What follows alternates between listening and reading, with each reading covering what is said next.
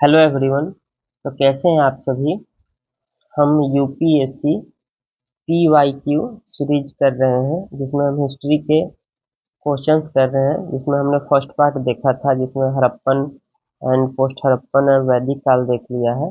अब हम देखेंगे Mauryan and post Mauryan age. ठीक है, तो आइए शुरू करते हैं। फर्स्ट क्वेश्चन, निम्नलिखित में से कौन सी नाटककार भास की रचना है। आपके ऑप्शंस हैं ए काव्यालंकार, बी नाट्यशास्त्र, सी मध्यम व्ययोग, डी महाभाष्य। तो इसका जो सही आंसर होगा वो होगा सी मध्यम व्ययोग। ये बेसिकली महाभारत से रिलेटेड है, जिसमें बात की गई है घटोत्कच और उनके पिता भीम के बारे में। उसी पर यह प्रकरण केंद्रित है। इसके अलावा भाष्य में जो अन्य रचनाएं की है उसमें जैसे दूत वाक्य, उसके अलावा दूत दूत घटोत्कच, इसके अलावा बाल चरित्र,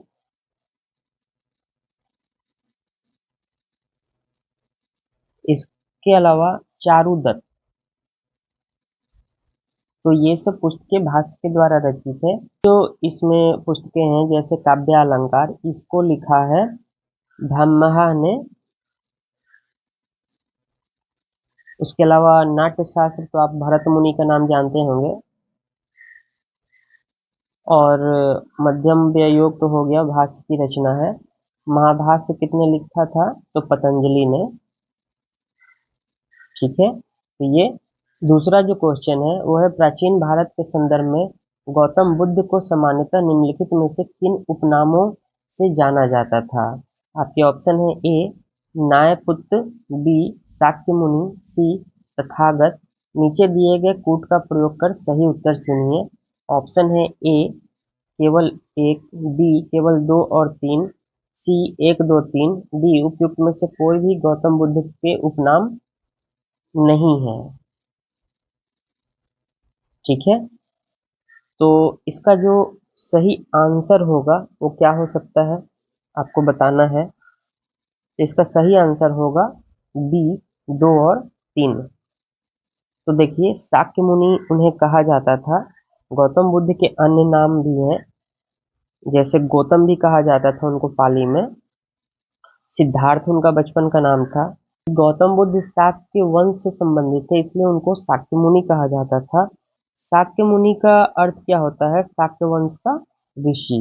ठीक है, शाक्य वंश का ऋषि। ठीक है, अन्य जो नाम है जैसे तथागत, तथागत भी इनको कहा जाता था।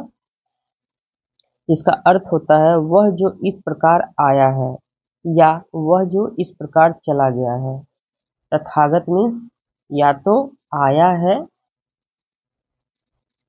या चला गया है।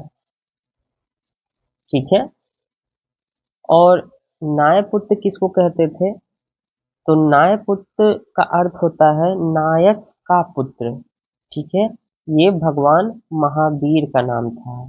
ठीक है, धान्य कटक जो महासंघिका के अधीन एक प्रमुख बौद्ध केंद्र के रूप में समृद्ध हुआ, निम्नलिखित में से किस एक क्षेत्र में अवस्थित है। ऑप्शन है ए आंध्र, बी गांधार, सी कलिंग, डी मगध। तो इसका सही आंसर होगा आंध्र। आंध्र प्रदेश में यह स्थित है।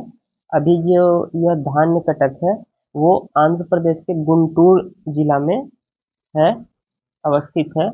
अगर आप जानते होंगे तो अमरावती स्तूप सहित कई खंडहर इस क्षेत्र में जो बौद्ध धर्म से संबंधित हैं वो यहाँ पर अवस्थित हैं।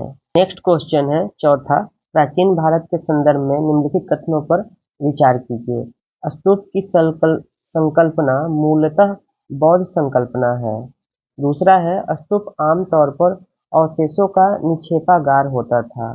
तीसरा है बौद्ध परंपराओं में स्तूप एक संकल्प अर्पित और स्मारक संरचना होती थी। उपयुक्त कथनों में से कितने सही हैं, केवल एक, बी केवल दो, सी सभी तीन, डी कोई भी नहीं। तो इसका जो सही आंसर होगा वो फाइंड करने की कोशिश करते हैं। तो देखिए, स्तूप की संकल्पना मूलतः बौद्ध संकल्पना है। देखिए, स्तूप पहले से भी प्रचलित तो था, परंतु मूलतः जो हम मानते हैं कि वो बौद्ध संकल्पना ही है। तो पहला ऑप्शन हमारा ये सही है।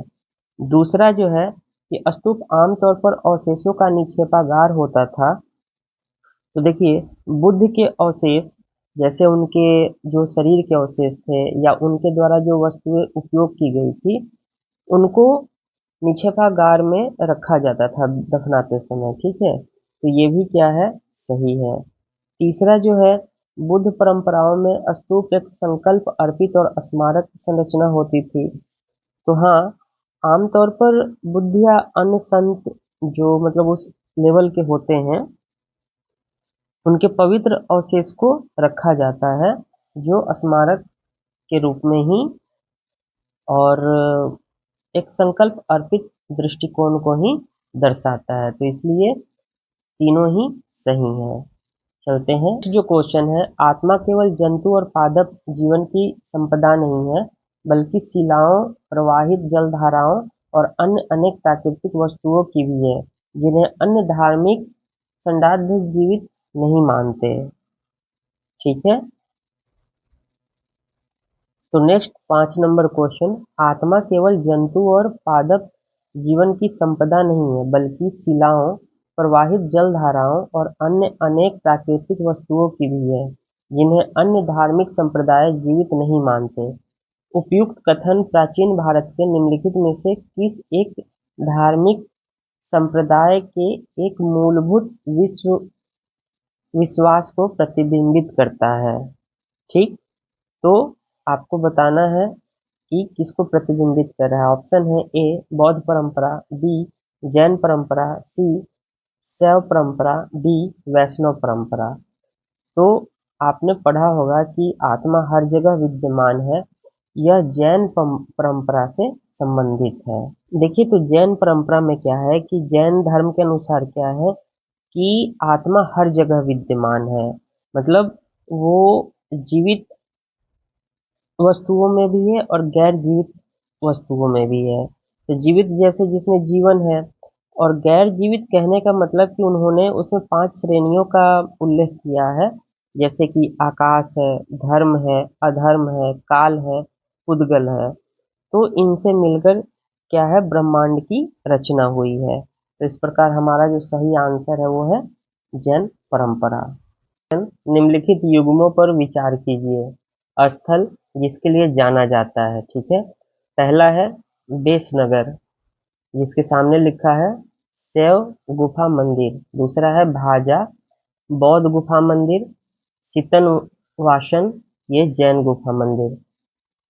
उपयुक्त में से कितने युग्म सही सुमेलित हैं? केवल एक, बी है केवल दो, सी है सभी तीन, डी है कोई भी नहीं। तो आइए इसका आंसर देखते हैं। तो देखिए, बेसनगर जो है ये कहाँ पे है, तो ये है आपको एमपी में। ठीक है, और ये शैव गुफा के लिए प्रसिद्ध नहीं है। बेसिकली ये जो है हेलियोडोरस स्तंभ और अशोक स्तंभ के लिए प्रचलित है। किसके लिए? हेलियोडोरस, हेलियोडोरस और अशोक स्तंभ। तो इन दोनों के लिए ये प्रचलित है। तो पहला ऑप्शन हमारा गलत हो गया। दूसरा है भाजा, ये है महाराष्ट्र में, महाराष्ट्र में है, और ये जो है बौद्ध गुफा मंदिर ही है। सीतन वासन जो है ये जैन गुफा है, और ये भी सही है, और ये जो है तमिलनाडु में है। कहाँ पे है? तमिलनाडु में। ठीक है, उत्कृष्ट ये भित्ति चित्र के लिए जाना जाता है। ठीक, तो दूसरा और तीसरा सही है, तो इसका आंसर क्या होगा?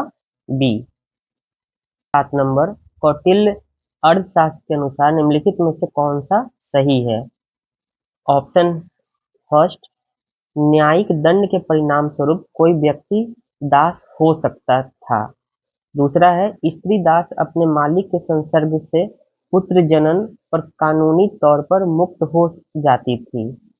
तीसरा है यदि स्त्री दास का मालिक उस स्त्री से पैदा हुए पुत्र का पिता हो तो उस पुत्र को मालिक का पुत्र होने का कानूनी हक मिलता था।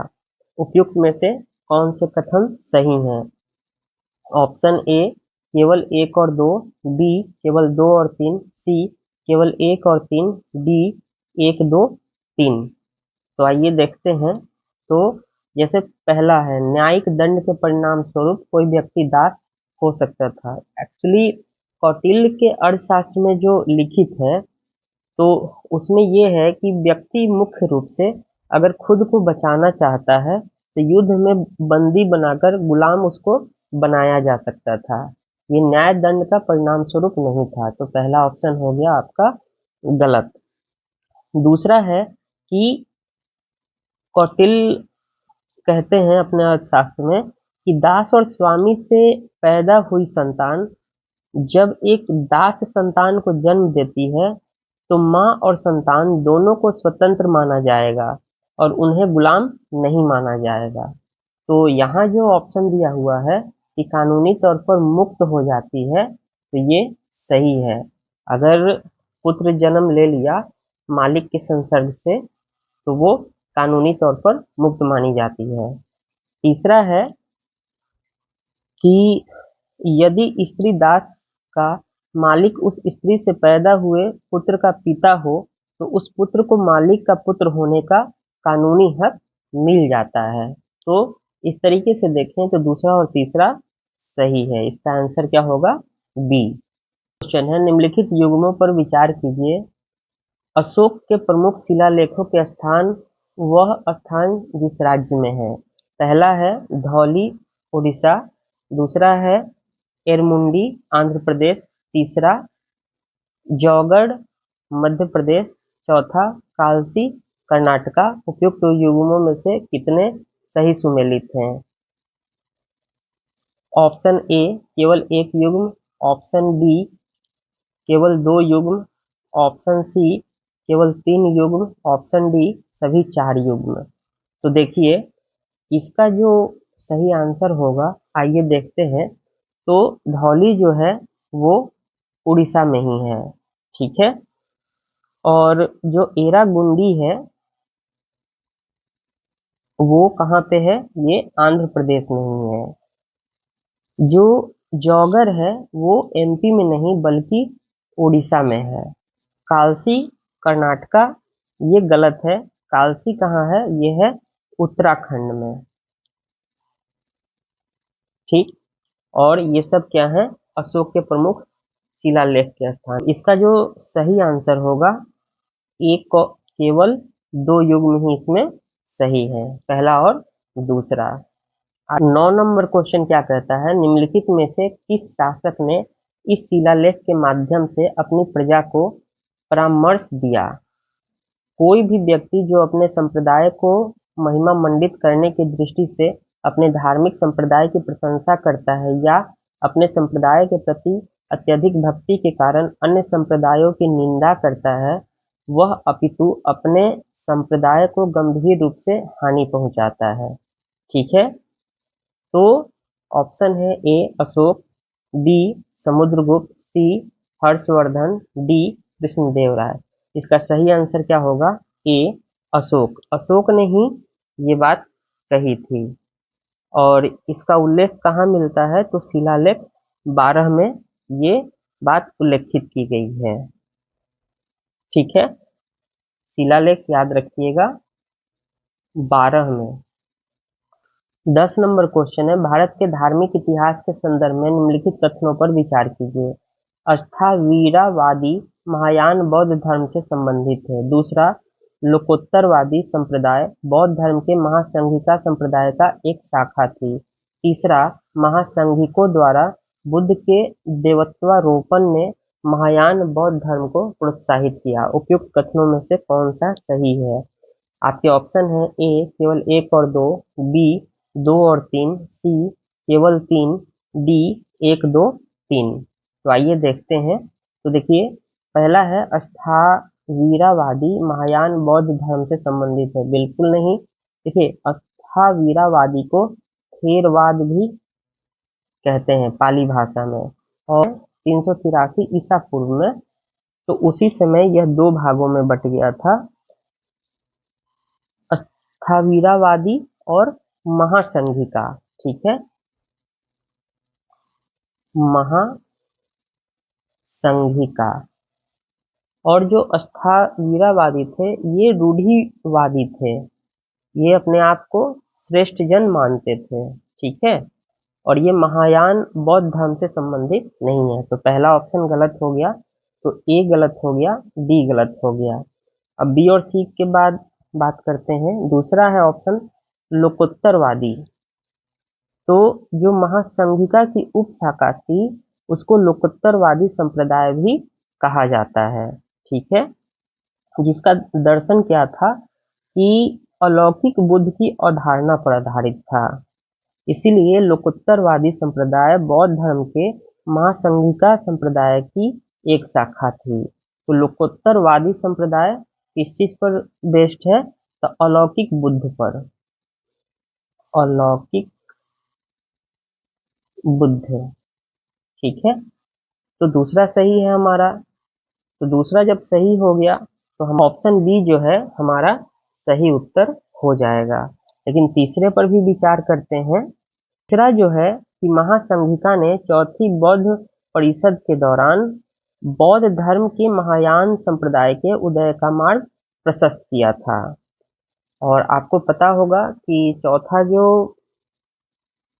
बौद्ध परिषद हुआ था वो कनिष्क के समय में हुआ था, जो अभी मैंने आपको बताया कि वहां फिर से विभाजन हुआ और विभाजन होके महायान और हीनयान, ये फोर्थ बौद्ध संगति के समय हुआ था कनिष्क, और ये कश्मीर के कुंडल ग्राम में हुआ था। तो इस प्रकार महासंघिका द्वारा बुद्ध के देवत्वारोपण ने महायान बौद्ध धर्म को प्रोत्साहित किया। ये बात भी सही है। 11 नंबर क्वेश्चन, भारत के सांस्कृतिक इतिहास के संदर्भ में निम्नलिखित में से कौन सा शब्द पारमिता शब्द का सही विवरण निम्नलिखित में से कौन सा है? तो ये बताना है। ऑप्शन है ए, सूत्र पद्धति में लिखे गए प्राचीनतम धर्म शास्त्र पाठ। बी, वेदों के प्राधिकार को अस्वीकार करने वाले दार्शनिक संप्रदाय। सी, परिपूर्णताएं जिनकी प्राप्ति से बोधिसत्व पथ प्रशस्त हुआ। डी, आरंभिक मध्यकालीन दक्षिण भारत की शक्तिशाली व्यापारिक श्रेणियां। तो इसका जो सही आंसर होगा वो होगा सी। तो देखिए, इसकी थोड़ी मैं चर्चा कर दूं तो आपको पता होगा कि बौद्ध धर्म में एक तो अष्टांगिक मार्ग है जिस पर चलकर ज्ञान और निर्वाण को प्राप्त कर सकते हैं। दूसरा, उसी के समानांतर एक मार्ग मौजूद था जो कुछ विशिष्ट गुणों को धारण कर रखा था, जिस पर चलकर जो सम्मा संबुद्ध थे, इसको क्या बोलते थे? सम्मा संबुद्ध। और जो संबुद्ध होते थे उसको हम बोलते हैं प्रबुद्ध सार्वभौमिक बुद्ध।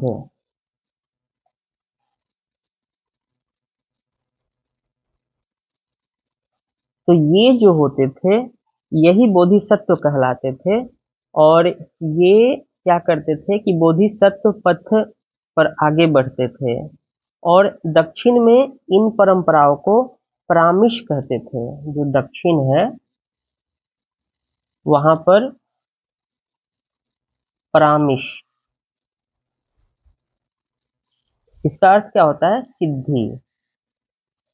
और जो पूर्वी और उत्तरी भारत हो गया,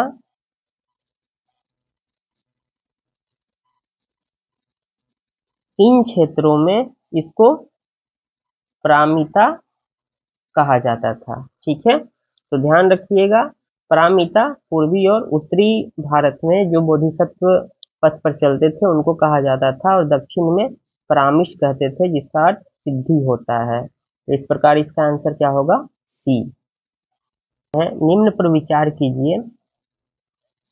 फर्स्ट, बुद्ध का देवत्वारोपण। सेकंड, बोधिसत्व के पथ पर चलना।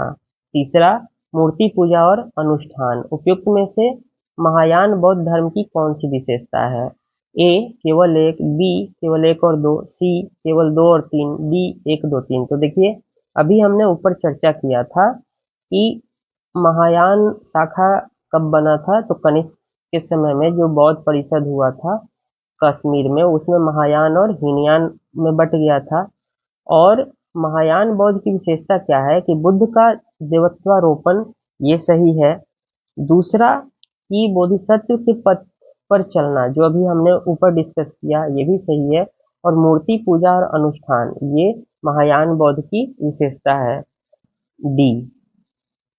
नेक्स्ट जो है 13 नंबर क्वेश्चन, निम्नलिखित में से किस उभारदार मूर्ति शिल्प शिलालेख में अशोक के प्रस्तर रूप चित्र के साथ रानियों अशोक उल्लेखित है?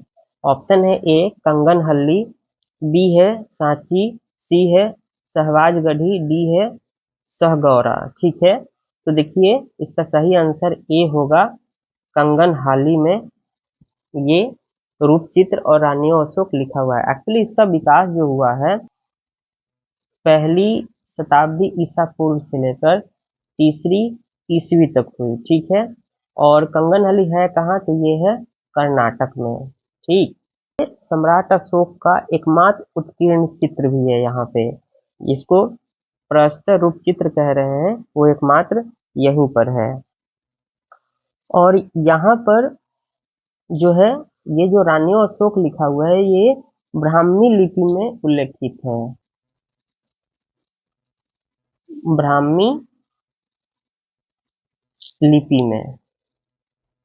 सांची के स्तूप की बात करें तो देखिए सांची का स्तूप को महास्तूप भी कहा जाता है। ठीक, और इसको बनवाया किसने था, तो अशोक ने ही तीसरी शताब्दी ईसा पूर्व में बनवाया था। फिर इसको पुष्पमित्र शुंग जो थे उन्होंने इसको तोड़ दिया था, पुष्पमित्र शुंग जो है उन्होंने तोड़ दिया था। फिर उनका जो पुत्र हुआ अग्निमित्र, इसने इसको पुनः बनवाया था, और फिर इस पर आगे सतवाहनों ने सुधार किया था। ठीक है, सतवाहन। और शहबाजगढ़ी, यह आपको पता ही होगा, ये पाकिस्तान में है, उत्तर पश्चिमी सीमांत प्रांत में। और शाहगौरा तो आपको मैंने बताया था, ये नहीं, शाहगौरा जो है गोरखपुर के पास है। ठीक, और ये कहाँ है, पाकिस्तान में। ठीक है, 14 नंबर क्वेश्चन, भारत में धार्मिक प्रथाओं के संदर्भ में स्थानक वासी संप्रदाय का संबंध किस धर्म से है? बौद्ध धर्म, जैन धर्म, वैष्णव और शैव। इसका सही आंसर क्या होगा, जैन धर्म। तो स्थानक वासी, इसको एक्चुअली एक व्यापारी था, उसने ही स्थापित किया था। ठीक, और ये बेसिकली क्या है, जो श्वेतांबर जैन धर्म है उसी का एक संप्रदाय है। ठीक है, श्वेतांबर जैन धर्म का एक संप्रदाय है। दूसरी बात इसमें महत्वपूर्ण क्या है कि यह मानता है कि आत्मा की शुद्धि और निर्वाण या मोक्ष की प्राप्ति के लिए पूजा करना आवश्यक नहीं है। ठीक, तो ये ध्यान रखना है आपको। और तो आप जानते ही हैं कि जैन धर्म में 24 तीर्थंकर हुए, और जो अंतिम थे वो भगवान महावीर थे। और जैन धर्म दो भागों में बटा हुआ है, एक है दिगंबर और एक है श्वेतांबर। एक है, जैसे यहाँ श्वेतांबर मैंने लिख रखा है, आप दिगंबर भी याद कर लीजिए। नेक्स्ट क्वेश्चन है, भारत के इतिहास के संदर्भ में निम्नलिखित में से वह कौन भावी बुद्ध है जिसे अभी दुनिया बचाने के लिए आना शेष है? तो यहाँ भविष्य के बुद्ध के बारे में बात की जा रही है। ए है अलोकितेश्वर, बी है लोकेश्वर, सी है मैत्रेयी, डी है पद्मपाणि। तो इसका सही आंसर क्या होगा, मैत्रेयी। मैत्रेयी के बारे में ही कहा गया है कि ये एक बोधिसत्व है जो भविष्य में पृथ्वी को बचाने आएंगे और पूरी जागरूकता प्राप्त करने और शुद्ध धर्म के बारे में शिक्षित करने के लिए आएंगे। मैत्रेय को माना जाता है कि ये मौजूदा जो बुद्ध है उनके उत्तराधिकारी होंगे। ठीक, और मैत्रेय के प्रकट होने की भविष्यवाणी भविष्य में एक ऐसे समय से संबंधित है जो भौतिक संसार में धर्म की अधिकांश लोगों द्वारा उपेक्षा की जा रही होगी, तब वो आएंगे। तो मैत्रेय भविष्य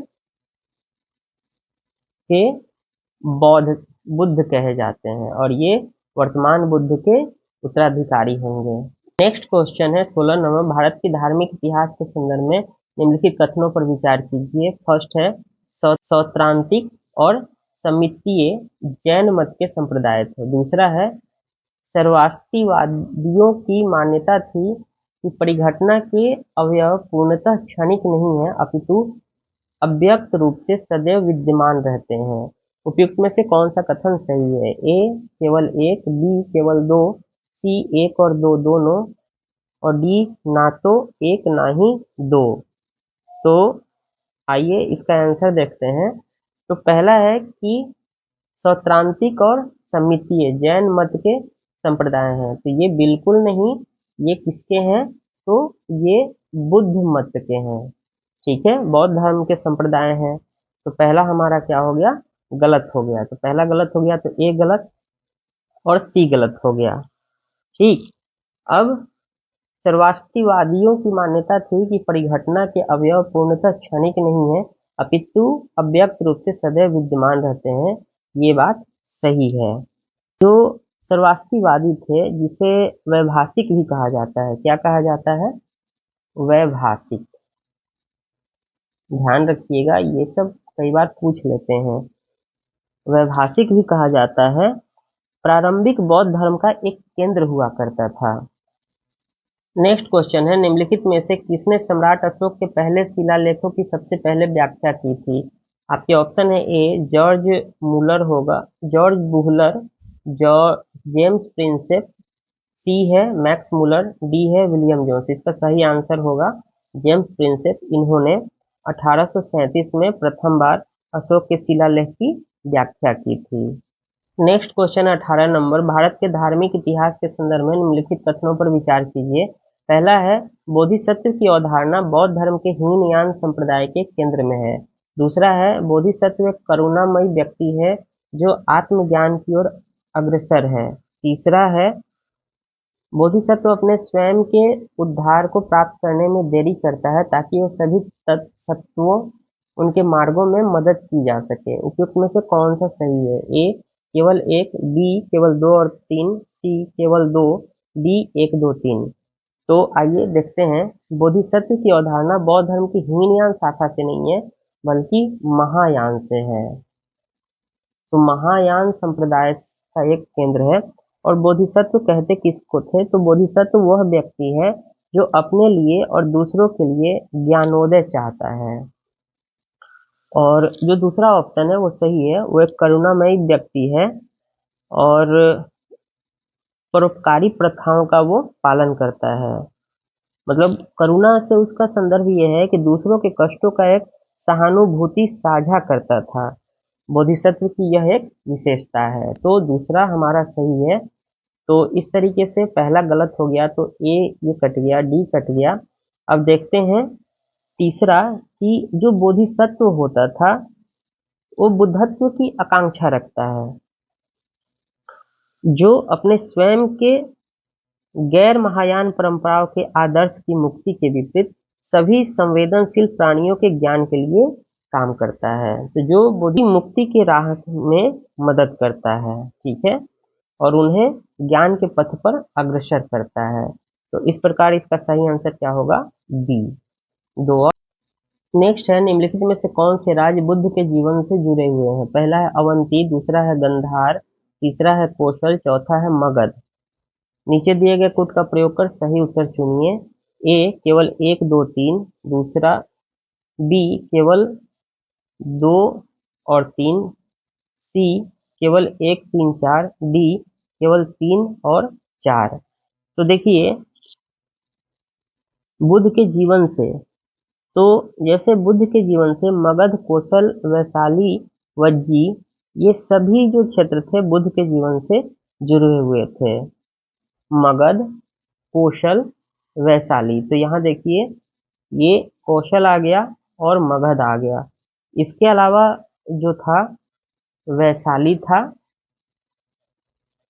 और उसके अलावा वज्जी। ठीक है, तो ये जो राज्य थे इनके जीवन से जुड़े हुए हैं। अवंती का सीधा संबंध बुद्ध के जीवन से नहीं है। कोसल के राजा ये प्रसेनजित जो थे, कोसल में राजा कौन थे? प्रसेनजित। ये बुद्ध के समकालीन माने जाते हैं, और कोसल और मगध वैवाहिक संबंध से भी जुड़े हुए थे। और बुद्ध अपने दर्शन की शिक्षा देने कोसल और मगध के राज्यों और कस्बों में घूमते थे। गंधार का सीधा संबंध बुद्ध के जीवन से नहीं है, तो ना तो अवंती का है और ना ही गांधार का सीधा संबंध बुद्ध के जीवन से है। जब मौर्य साम्राज्य का विस्तार हो जाता है तब जो है गंधार क्षेत्र में बौद्ध का प्रभाव बढ़ता है। विशेष रूप से अगर आप अशोक के शासनकाल को देखेंगे तो उस समय यह प्रभाव बढ़ता है। तो इस प्रकार हमारा आंसर क्या होगा? डी। ठीक है, 3 और 4। ये क्वेश्चन यूपीएससी ने 2 बार रिपीट किया था, 2014 और 2015 में। तो इसका भी आंसर क्या होगा देख लीजिए। तो इसमें क्या है, निम्नलिखित में से कौन से राज्य बुद्ध के जीवन से संबंधित हैं? तो मैंने पहले ही बताया कि कोसल और मगध, 3 और 4। गांधार और अवंती जो थे डायरेक्ट बौद्ध के जीवन से संबंधित नहीं है, तो इस प्रकार इसका आंसर क्या होगा? सी। ठीक है, जो है निम्नलिखित में से कौन बुद्ध धर्म में निर्वाण की अवधारणा का सर्वोत्तम वर्णन करता है? ए तृष्णा रूपी अग्नि का समन, बी स्वयं की पूर्णतः अस्तित्वहीनता, सी परमानंद एवं विश्राम की स्थिति, डी धारणातीत मानसिक अवस्था। तो इसका सही आंसर क्या होगा? ए होगा तृष्णा रूपी अग्नि का समन। मतलब कि जो लोभ है, घृणा है, भ्रम है, इस तरीके के भाव से आपको मुक्त होना है, तो यही निर्वाणा की ओर आपको ले जाएगा। ठीक, इसमें यह है कि मतलब दूसरों को आपको नुकसान नहीं पहुंचाना है, ना तो मानसिक रूप से ना भावनात्मक रूप से। तो इसी को बोलते हैं निर्वाण की ओर जाना, तृष्णा रूपी अग्नि का समन। नेक्स्ट क्वेश्चन है 22 नंबर, निम्नलिखित में से कौन से कथन जैन धर्म पर लागू होते हैं? पहला है कर्म का नाश करने का सबसे सुनिश्चित तरीका तपस्या करना है। दूसरा है प्रत्येक वस्तु यहाँ तक कि सबसे छोटे कण में भी आत्मा होती है। तीसरा है कर्म आत्मा का अभिशाप है और इसे समाप्त किया जाना चाहिए। नीचे दिए गए कूट का प्रयोग करके सही उत्तर चुनें। ए केवल 1, बी 2 और 3, सी केवल 1 और 3, डी 1 2 3। तो देखिए, पहला जो है कर्म का नाश करने का सबसे सुनिश्चित तरीका क्या है? वो तपस्या है, ये सही है। बेसिकली अगर आपने जैन सिद्धांत को पढ़ा होगा तो उसमें आपने पढ़ा होगा निर्जरा, आश्रव, बंद, संवर। तो ये सब क्या है? आपके आचरण को अनुशासित करने का तरीका होता है। ठीक है, इस प्रकार हम कह सकते हैं कि अगर आप तपस्या करते हैं तो कर्म का नाश हो सकता है। दूसरा है प्रत्येक वस्तु यहाँ तक कि सबसे छोटे कण में भी आत्मा होती है। बिल्कुल, जैन धर्म मानता है कि सजीव और निर्जीव दोनों ही वस्तुओं में आत्मा विद्यमान होती है। तीसरा है कर्म आत्मा का अभिशाप है और इसे समाप्त किया जा सकता है। बिल्कुल, जैन धर्म यह मानता है कि प्रत्येक जीवित और निर्जीव में आत्मा होती है, और आत्मा जो है कर्म के कारण आजीव के साथ जुड़ा रहता है। अगर हम कर्मों को हटा दें तो इस प्रकार आत्मा जो है उस बंधन से हट जाएगी। तो इस प्रकार क्या होगा कि कर्म आत्मा का अभिशाप माना जाता है और इसे समाप्त किया जाना चाहिए। इसको अगर हम समाप्त कर देते हैं तो आत्मा हमारी मुक्त हो जाएगी। तो 1 2 3 तीनों सही है। नंबर क्वेश्चन, प्राचीन भारतीय इतिहास के संदर्भ में निम्नलिखित में से कौन सा बौद्ध धर्म और जैन धर्म दोनों में समान रूप से विद्यमान थे या है? पहला है ताप और भोग के अति का परिहार। दूसरा है वेद प्रामाण्य के प्रति अनास्था। तीसरा है कर्म कांडों के फलवत का निषेध। निम्नलिखित कूटों में के आधार पर सही उत्तर चुनिए। ए केवल 1, बी केवल 2 और 3, सी केवल 1 और 3, डी 1 2 3। तो देखिए, पहला है ताप और भोग की अति का परिहार। बेसिकली क्या है कि जैन धर्म तो मानता है कि उच्च स्तर का तपस्या होना चाहिए, लेकिन जो बौद्ध धर्म है वो मध्यम मार्ग पर विश्वास करता है। ठीक, तो वो ना तो अति तप की बात करता है और ना ही अति भोग की, बल्कि दोनों के बीच में सामंजस्य की बात करता है। तो इस प्रकार पहला जो है गलत हो जाएगा। तो ए कट गया, सी कट गया, डी कट गया, तो इस प्रकार बी इसका आंसर हो जाएगा। वेद प्रामाण्य के प्रति अनास्था, ये तो स्वाभाविक होगा क्योंकि दोनों ही धर्म का जो विकास था उन्होंने वेद में विश्वास नहीं किया था। ठीक है, वो वेदों को नकारते हैं। तीसरा है कर्मकांडों के फलवत का निषेध। स्वाभाविक है, दोनों ने कर्मकांड और ब्राह्मणवाद द्वारा प्रदत्त जैसे बलिदान देना है, तो इन चीजों का उन्होंने विरोध किया था और ब्राह्मणों की सर्वोच्चता को इन्होंने चुनौती दी थी। तो इस प्रकार दूसरा और तीसरा सही होगा।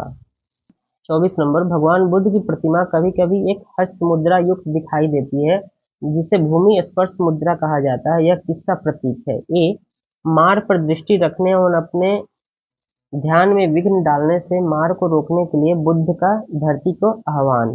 बी मार के प्रलोभनों के बावजूद अपनी सूचिता और साक्षी होने के लिए बुद्ध का धरती का आह्वान। सी बुद्ध का अपने अनुयायियों और स्मरण करना कि वे सभी धरती से उत्पन्न होते हैं और अंततः धरती में विलीन हो जाते हैं, अतः जीवन संक्रमणशील है। डी इस संदर्भ में दोनों ही कथन ए और बी सही है। तो इसका जो सही आंसर होगा वो होगा बी। एक्चुअली क्या था कि भूमि स्पर्श का अर्थ होता है धरती को छूना। इसका अर्थ क्या होता है? धरती को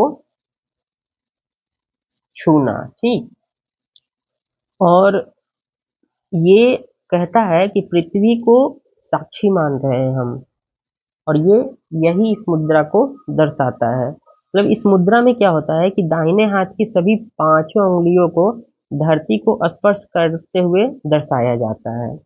और यह मुद्रा मतलब बोधि वृक्ष के नीचे जब वो ज्ञान की प्राप्ति कर रहे थे उसका प्रतीक माना जाता है। नेक्स्ट जो क्वेश्चन है 25 नंबर, प्राचीन भारत में देश की अर्थव्यवस्था में अत्यंत महत्वपूर्ण भूमिका निभाने वाले श्रेणी संगठन के संदर्भ में है, निम्नलिखित में से सही कथन बताना है। पहला, प्रत्येक श्रेणी राज्य की एक केंद्रीय प्राधिकरण के साथ पंजीकृत होती थी और प्रशासनिक स्तर पर राजा उनका प्रमुख होता था। दो, श्रेणी ही वेतन, काम करने के नियमों, मानकों और कीमतों को सुनिश्चित करती थी। तीसरा, श्रेणी का अपने सदस्यों पर न्यायिक अधिकार होता था। निम्नलिखित कुटुंब में से सही उत्तर चुनिए। ए केवल 1 और 2, बी केवल 3, सी केवल 2 और 3, डी 1, 2, 3। तो देखिए, श्रेणी जो होता था वो उनका मतलब आप समझ लीजिए डायनेमिक था, मतलब बहुआयामी रूप होता था। वो एक लोकतांत्रिक सरकार की तरह काम करते थे, ट्रेड यूनियन की तरह भी काम करते थे और न्यायालय की तरह भी काम करते थे। श्रेणी संगठन स्वायत्त सामाजिक आर्थिक संस्थाएं होती थी। तो ये राजा उनका प्रमुख नहीं होता था। तो पहला जो है गलत हो गया, तो ये कट गया, ये कट गया। और मैंने अभी आपको बताया कि वो न्यायिक कार्य भी करते थे, काम करने के नियम भी निर्धारित करते थे, वो वेतन भी देते थे, मानकों और कीमतों का भी निर्धारण करते थे। इस प्रकार इसका आंसर सी हो जाएगा। देखिए, श्रेणी संगठन के पास न्यायिक शक्ति तो होती ही थी, उनके पास अपनी कुछ सेना और बल भी होती थी। इसको हम श्रेणी बल बोलते थे। क्या बोलते थे? श्रेणी बल, जो सेना भी रखते थे कुछ और बल का भी प्रयोग करते थे। नेक्स्ट क्वेश्चन, जैन धर्म के अनुसार सृष्टि की रचना एवं पालन पोषण किसने किया है? ए सार्वभौमिक विधान से हुआ है, बी सार्वभौमिक सत्य से हुआ है, सी सार्वभौमिक आस्था से हुआ है, डी सार्वभौमिक आत्मा से हुआ है। इसका सही आंसर क्या होगा? सार्वभौमिक विधान से हुआ है। एक्चुअली वो देवता में विश्वास ही नहीं करते हैं। जो जैन धर्म है वो देवता में विश्वास नहीं करता है।